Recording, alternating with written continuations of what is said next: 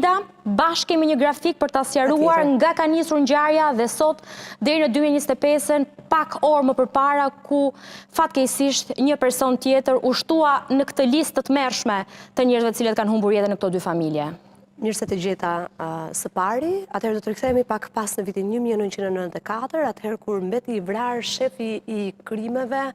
i Komisariatit të Policisë së Rrëshenit, Ndue Kaza, me origjinë nga Oroshi i Mirditës, por zbritur në Tale të Lezhës për shkak edhe të pozitës jo të favorshme gjeografike që ka Oroshi si terren, kanë zbritur së bashku me familjen në Tale të Lezhës për një ambient patjetër pozitë gjeografike më të butë. Ndue Kaza u vra në qendër të Rrëshenit në vitin 1994 pas një konflikti të disa ditëve më përpara ngjarjes të ndodhur në Tale të Lezhës, pikërisht për një magazin ku në Tale jetonin edhe dy vëllezrit, Dodi dhe Agustin Gjini, po ashtu për shkak të gjakmarrjes të zbritur në Tale të Lezhës. Një magazin që nuk dihet në pronësi të kujt ishte, por le të themi ka hapur një konflikt mes vëllezërve Gjini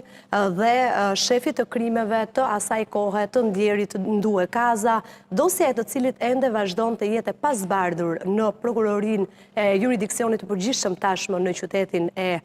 Lezhës. Tek magazina ku lindi edhe konflikti mbeti i vrarë edhe një roje në atë kohë, pra po në vitin 1994, dhe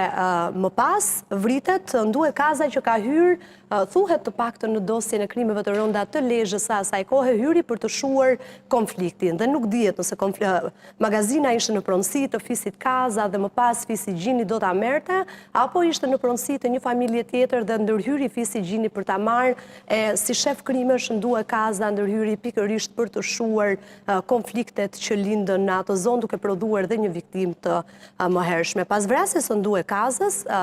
Martin Kaza, që është edhe i vëllai i ish shefit të krimeve të asaj kohe, vrau në zonën e Laçit, duke ju zënë prit dy vëllezrit e dyshuar në atë kohë si vrasës të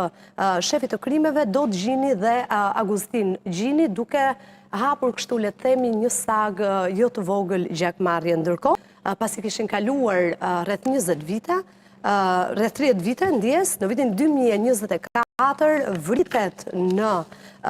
Belgjik. Të ta jap këtë që të kesh mundësi që të kthesh edhe nga kamera, po. Vritet në Belgjik Agustin Kaza, që është edhe djali i Xhaxhait, pra kjo duhet theksuar, është i afërt i Ndue Kazës dhe Martin Kazës, i cili është ekstraduar nga Londra, ku qëndronte i fshehur për vite me radhë, pasi ishte shpallur në kërkim për vrasjen e vëllezërve Gjini, u ekstradua në Shqipëri në vitin 2017, ku vazhdon të vuaj dënimin me 22 vite burg për këtë vrasje të bërë në vitin 1997. Ndërkohë në 2024, sikurse po thoja, mbeti i vrarë Agustin Kaza me një shkrim të bërë në fakt të gjatë nga gazeta belge atje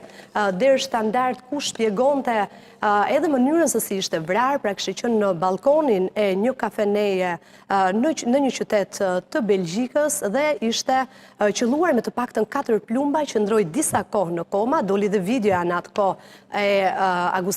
Agustin Kazës se si ishte ekzekutuar nga atentator të panjohur, nga një autor i panjohur dhe i maskuar, dhe për fat të keq humbi jetën duke mos dalë kurrë nga koma.